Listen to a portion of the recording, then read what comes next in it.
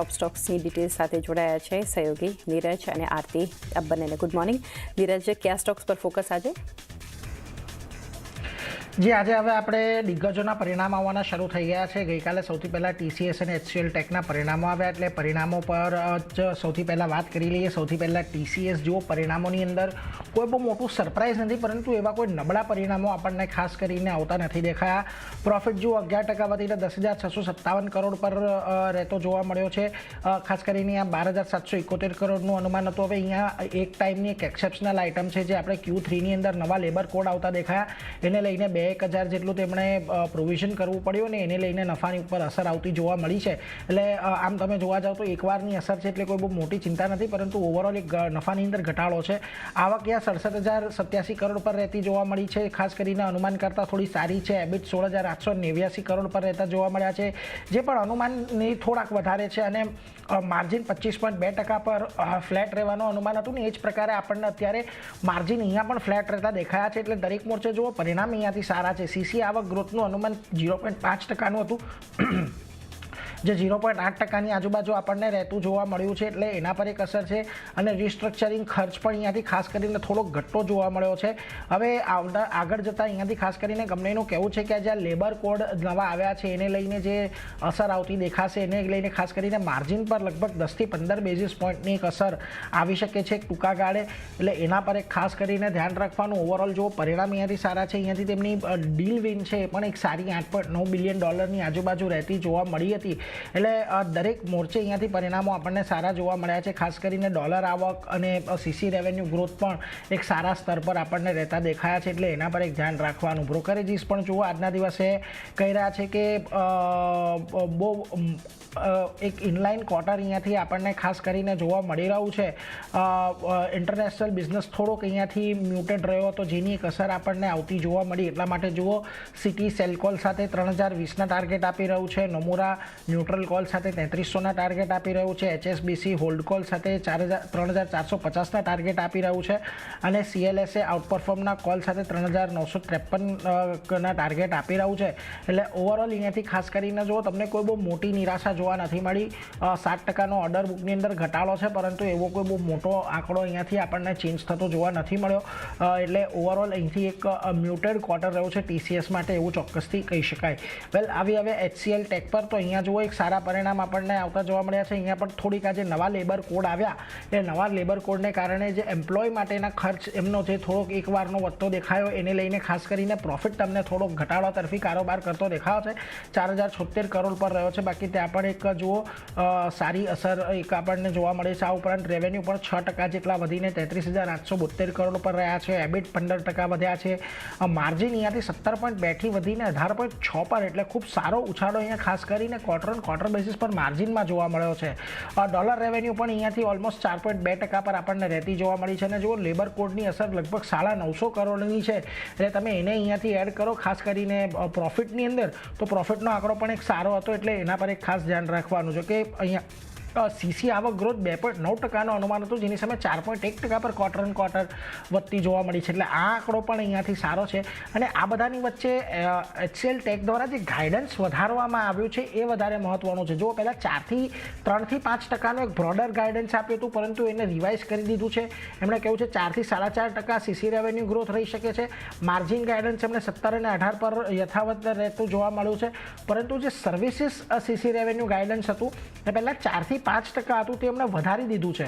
હવે 4.75થી 5.25% જેટલું સર્વિસીસ ગ્રોથનું ખાસ કરીને ગાઈડન્સ આપ્યું છે, જે એક પોઝિટિવ બાબત છે. કે અહીંયાથી જો એક તો ગાઈડન્સમાં આવ્યા 3 ક્વાર્ટર પત્યા બાદ હવે જેઓ ગાઈડન્સ આપી રહ્યા છે, એટલે અહીંયાથી વધારે એક્ઝેક્ટ એમને ખ્યાલ આવશે કે કયા પ્રકારે હવે આગળનું કામકાજ રહેશે. એટલા માટે ગાઈડન્સ થોડાક પહેલાં કરતાં ઓછા, એનો ગેપ જે છે ઓછો થઈ ગયો છે અને વધ્યા પણ છે. એટલે આને એક પોઝિટિવ બાબત ગણવી જોઈએ. એટલે જો આજના દિવસે તમે TCS HCL ટેક જો, તો HCL ટેકના પરિણામો વધારે પોઝિટિવ આજના દિવસે આપણને રહેતા જોવા મળ્યા છે. ખાસ કરીને તમે બ્રોકરેજ જોઈ લો, જો કે સિટી હજી પણ ન્યુટ્રલ કોલ આપી રહ્યું છે, 1700ના ટાર્ગેટ આપી રહ્યું છે. એમણે FY 27-28ના અર્નિંગ એસ્ટિમેટ 2% જેટલા ખાસ કરીને વધારી દીધા છે. એમનું પણ કહેવું છે કે જે ડીલ વિન છે, ખાસ કરીને ગાઈડન્સ છે, એ બધાને જોતા આખું ક્વાર્ટર બહુ સારું રહેતું જોવા મળે છે. HSBC હોલ્ડ કોલ રાખી રહ્યા છે, 1815ના ટાર્ગેટ આપી રહ્યા છે. એમનું પણ કહેવું છે કે Q2 મોમેન્ટમ Q3માં પણ જળવાયું છે અને ખાસ કરીને અહીંયાથી ફૂલ યર ગાઈડન્સ જે રીતથી એમણે આપ્યું છે એ વધારે ખાસ કરીને તેમને પસંદ આવ્યું છે. આ ઉપરાંત નોમુરા પણ બાયકોલ સાથે 1810ના ટાર્ગેટ આપી રહ્યા છે. એમનું પણ કહેવું છે એક મજબૂત ક્વાર્ટર અહીંયાથી રહેતું જોવા મળ્યું છે અને ખાસ કરીને સર્વિસ લેડ જે એક એમનો ફોકસ વધતો દેખાઈ રહ્યો છે તે એક સારી બાબત છે. CLSA હોલ્ડ કોલને 1361ના ટાર્ગેટ આપી રહ્યું છે. એટલે અહીંયા પણ તેઓ કહી રહ્યા છે કે સ્ટોકના એક સારા રિટર્ન આપણને આવતા જોવા મળશે આવનારા સમયમાં. એટલે આ બધા પર એક નજર રાખજો. TCS HCL ટેક આજે પરિણામ આવ્યા. આ ઉપરાંત આનંદ રાઠી વેલ્થના પરિણામ આવ્યા છે. નેટ પ્રોફિટ લગભગ 29% જેટલા વધ્યા છે. રેવન્યુની અંદર 22%નો વધારો છે. એબિટા ઓલમોસ્ટ 22.5% જેટલા વધ્યા છે અને માર્જિન થોડાક વધ્યા છે પરંતુ એવા કોઈ બહુ મોટો વધારો નથી આવ્યો. 45.3%થી વધીને 45.5% પર છે. એટલે એકંદરે અહીંયા પણ આનંદ રાઠી વેલ્થના પણ પરિણામો સારા છે. એના પર પણ નજર રાખીશું. આજના દિવસે આપણી સાથે મેનેજમેન્ટ પણ જોડાવાનું છે એટલે એમની સાથે પણ પરિણામો અંગે ચર્ચા કરીશું. પરંતુ ઓવરઓલ આજના દિવસે TCS HCL ટેકમાંથી HCL ટેક આજના દિવસે સ્ટોક ઓફ ધ ડે ચારની બની શકે છે. પરંતુ આ સિવાય પણ ઘણા પરિણામો છે, ઘણા સમાચાર છે. આરતી, ખાસ તમારી ક્યાં નજર આજે? જી, એને પણ ઘણા બધા કાઉન્ટર છે. શરૂઆત આપણે GTPL હેથવે સાથે કરીએ તો દરેક ફ્રન્ટ પર સારા નંબર્સ અહીંયા આવતા દેખાયા છે. Q3માં નફો 8.9% વધ્યો છે, 11 કરોડની આસપાસ પહોંચ્યો છે યર ઓન યર બેઝિસ પર.